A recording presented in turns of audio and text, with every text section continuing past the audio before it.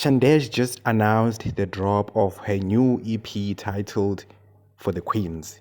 So she posted on her Facebook, let me read the post.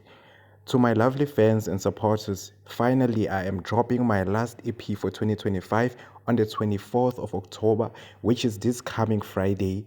And I just want to say thanks to my brothers, Master Chooser, Natalie Barker, Fortunator, King Salah, Justin Ramsey, Mazu, and Hit Boss for their hard work on this EP. So I want to know what's how you guys feeling. Are you excited? Are you ready for the EP?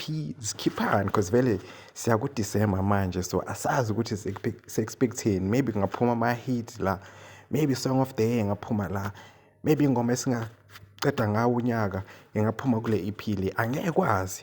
So nje nami ngizifanela nani ngi-excited nje ngifuna ukuzwa nje ukuthi le EP isiphetheleni nje. So nje vele Friday mangivuka ekuseni and like futhi ngicabanga ukuthi Thursday angeke ngilale, ngizolinda kuze kushaye u-12 midnight 12, yeah, and then ngilalele nje ebusuku vele le album because ngifuna ukuzwa nje ukuthi usiphatheleni uShandi Mama la.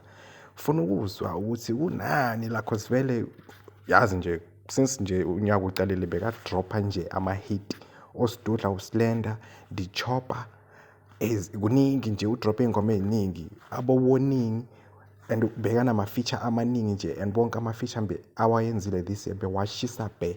So nje ngiyazi nokuthi lana nje uzobulala vele, the EP is gonna be fire. I already know the EP is gonna be fire. So nje yeah man, asilindeni nje ukuthi adrophe on Friday and then we'll take it from there. You've made it to the end of the video, and if you haven't subscribed, please subscribe as I'll be dropping more Likompo updates here. Pila I'll be dropping everything that has to do with Likompo on this channel, so please make sure you subscribe so you can get that notification, when I upload. Yes, bye bye. Ube righty, over sharpu, ube grandi, ube nosuku elihle elifana nawe. Bye bye, ngiyakuthanda.